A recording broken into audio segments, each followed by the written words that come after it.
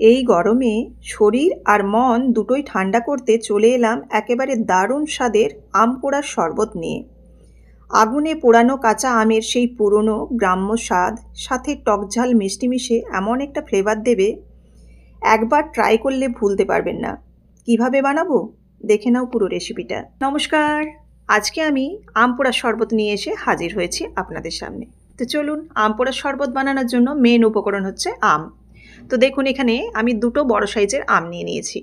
এবারে আমগুলোকে একটু কাঁটা চামচ দিয়ে আমি ফুটো করে নিচ্ছি।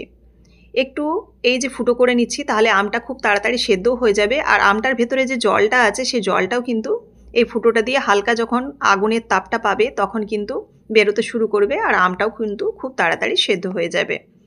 এবার দেখুন, গ্যাসের ওভেনে আমি এখানে একটা জালির মধ্যে গ্যাসের ওভেনটা আমি অন করে দিলাম। আর দেখুন, এখানে এই আম দুটোকে দিয়ে দিলাম। এবারে এই আমগুলোকে কিন্তু এপিঠ ওপিঠ উল্টে পাল্টে পুড়িয়ে নিতে হবে যতক্ষণ না পর্যন্ত আমটা সেদ্ধ হচ্ছে। তো এইভাবে কিন্তু একটু উলটপালট করলেই আমটা কিন্তু সেদ্ধ হয়ে যাবে। দেখুন, এখানে আমি একটা চিমটির সাহায্যেই আমটাকে উল্টে নিচ্ছি। তো আপনারা যদি এরকম জালি বা কোনো কিছু নাও হাতের সামনে পান, তাহলে কিন্তু আপনারা একটা কাঁটা চামচের মধ্যে আমটাকে গেঁথে নেবেন, আর ওই কাঁটা চামচটা কিন্তু এই আগুনের উপর ধরলে এপিট ওপিট ঘুরিয়ে কিন্তু আপনারা আমটাকে পুড়িয়ে নিতে পারবেন। এবার দেখুন, আমটা আমি পুড়িয়ে নিয়েছি, আর আমটা কিন্তু বেশ ভালোভাবে সেদ্ধ হয়ে গেছে, সেটা আপনারা পরে অবশ্যই বুঝতে পারবেন। তো এখানে আমি জলে ফেলে দিলাম, তাতে একটু ঠান্ডাও হয়ে যাবে, আর এখানে খোসাটা ছাড়াতেও কিন্তু অনেকটাই সুবিধে হবে। এইভাবে আমি দেখুন খোসাটাকে ছাড়িয়ে নিচ্ছি, আর খোসাটা কিন্তু খুব সুন্দরভাবে ছাড়ানো হয়ে যাবে। খোসার মধ্যে যদি কোনো পাল্প লেগে থাকে সেটা চামচ দিয়ে কিন্তু তুলে নিতে পারেন। দেখুন কতটা নরম হয়েছে এবং কতটা সুসিদ্ধ হয়েছে সেটা দেখেই বুঝতে পাচ্ছেন। এবার এটা কিন্তু খুব গরম অবস্থায় এরকম হাত দিচ্ছি, সেজন্য কিন্তু একটু সময় লাগছে। তো আপনারা চাইলে এটা একটু ঠান্ডা করেই কিন্তু হাত দেবেন। এবার দেখুন, এই যে হাত দিয়ে একটু চেপে দিলে কিন্তু আটি থেকে যে পাল্পটা সেটা কিন্তু বেরিয়ে যাচ্ছে। এখনও যদিও আমগুলোর পুরোপুরি কিন্তু ভালো মতো আটি হয়নি, দেখুন খুব সুন্দরভাবে কিন্তু পাল্পটা বেরিয়ে গেছে।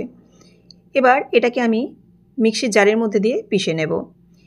এই পাল্পটার মধ্যে যদি কালো খোসা থেকে থাকে, অর্থাৎ পোড়া যে খোসাটা সেটা যদি থেকে থাকে, অবশ্যই হাত দিয়ে কিন্তু এটা তুলে ফেলে দেবেন। এবার দিয়ে দিচ্ছি এর মধ্যে পরিমাণ মতো চিনি। চিনিটা কিন্তু আপনারা আপনাদের পরিমাণ মতো দেবেন, আমের টক অনুযায়ী কিংবা আপনারা কতটা মিষ্টি খাবেন সেই অনুযায়ী। তবে বলে রাখি, চিনির পরিমাণটা কিন্তু বেশ ভালো মতোই লাগে, কারণ এর পাল্পটার সাথে কিন্তু এখনও জল মেশানো হয়নি, পরে জল মেশাতে হবে, সেই কারণে কিন্তু চিনির পরিমাণটাও বেশি লাগবে।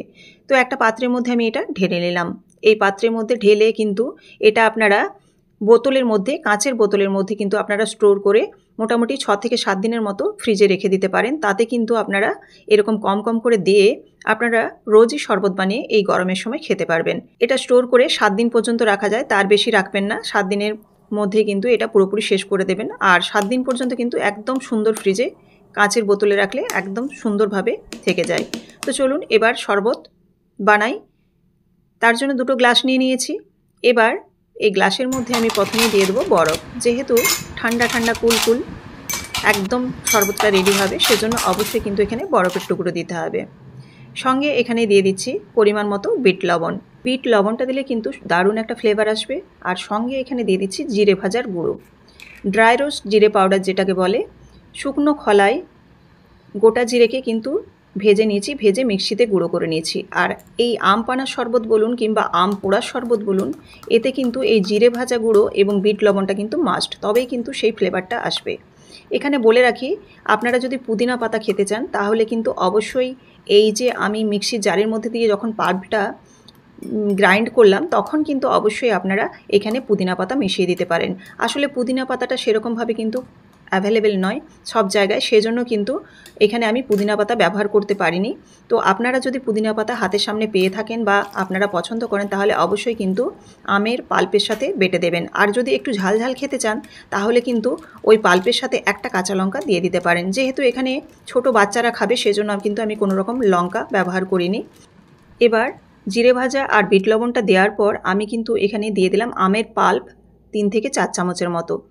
তারপর দিয়ে দিলাম বেশ কিছুটা ঠান্ডা জল। ঠান্ডা জলটা দিয়ে একটু নাড়াচাড়া করে খুব ভালোভাবে সব কিছু গুলিয়ে নিলাম, অর্থাৎ মিশিয়ে নিলাম। তারপর ওপর থেকে একটু ড্রাই রোস্ট জিরে পাউডার আবারও ছড়িয়ে দিলাম, আর এখানে গন্ধরাজ লেবুর পাতা দিয়ে আমি ডেকোরেট করেছি। তো খুবই সহজে এই আম পোড়ার শরবত কিন্তু আপনারা বাড়িতেই বানিয়ে নিতে পারেন।